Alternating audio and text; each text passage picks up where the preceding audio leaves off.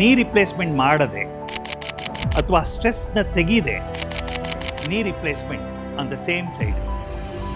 October 2024 ನನಗೆ ಒಂದು patient Jayalakshmi ಅಂತ ಹೇಳ್ಬಿಟ್ಟು 79 ವರ್ಷದವರು ನನ್ನ OPD ಅಟ್ ಮಾತೃ ಹಾಸ್ಪಿಟ್ಲಿಗೆ ಬಂದರು.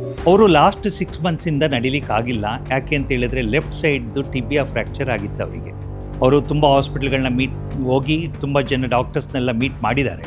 ಆದರೆ it is gone in for a non union ಅಂತ ಹೇಳ್ಬಿಟ್ಟು ನನ್ನ ಹತ್ರ ಬಂದರು. ನಾನು ಅದನ್ನು ಇವ್ಯಾಲ್ಯೂಯೇಟ್ ಮಾಡಿದಾಗ ಇದು more of A stress fracture ಅಂತ ಅನ್ನಿಸ್ತು. ಮತ್ತು ಅದು ನೀ ರಿಪ್ಲೇಸ್ಮೆಂಟ್ ಮಾಡದೆ ಅಥವಾ ಸ್ಟ್ರೆಸ್ನ ತೆಗೆದೆ ಈ ಫ್ರ್ಯಾಕ್ಚರ್ ಆಗಲ್ಲ ಅನ್ನೋದನ್ನ ನಾನು ಪೇಷಂಟ್ಗೆ ಅವರಿಗೆ ತಿಳಿ ಹೇಳಿ, ಅದ್ರ ಪ್ರಕಾರ ಮಾತೃ ಮಲ್ಟಿ ಸ್ಪೆಷಾಲಿಟಿ ಹಾಸ್ಪಿಟ್ಲಲ್ಲಿ ನಾವು ಅದನ್ನು ಪ್ಲ್ಯಾನಿಂಗ್ ಮಾಡಿ ಒಂದೇ ಸಿಟ್ಟಿಂಗಲ್ಲಿ ಟಿಬಿಯಲ್ ಫ್ರ್ಯಾಕ್ಚರ್ ಏನಿತ್ತು ಅದನ್ನು ಮತ್ತೆ ನೀ replacement on the same side ಎರಡೂ ಒಂದೇ ಸಿಟ್ಟಿಂಗ್ನಲ್ಲಿ ಮಾಡಿದ ನಂತರ ವಿತಿನ್ 24 ಅವರ್ಸು ಆ ವ್ಯಕ್ತಿನ ನಾನು ನಡೆಸಲಿಕ್ಕೆ ಸಾಧ್ಯ ಆಯಿತು.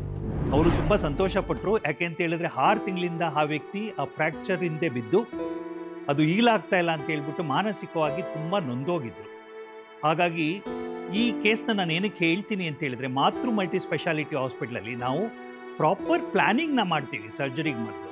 What is to be done and what are the results. So ಅದ್ರ ಮೇಲ್ಗಡೆ ಯೋಚನೆ ಮಾಡಿ ನಾವು ಪೇಷಂಟ್ಸ್ಗೆ ಸರ್ಜರಿ ಬೇಕಾ ಬೇಡವಾ, ಬೇಕಾದರೆ ಯಾವ್ದು ಸರ್ಜರಿ ಮಾಡಬೇಕು, ಅದರಿಂದ ಏನು ಅನುಕೂಲ ಆಗುತ್ತೆ ಅನ್ನೋದನ್ನು ಅವರಿಗೆ ತಿಳಿ ಹೇಳಿ ಅದ್ರ ಪ್ರಕಾರ ಮಾಡೋದ್ರಿಂದ ನಮಗೆ ರಿಸಲ್ಟ್ಸ್ ಯಾವಾಗಲೂ ಚೆನ್ನಾಗಿರುತ್ತೆ.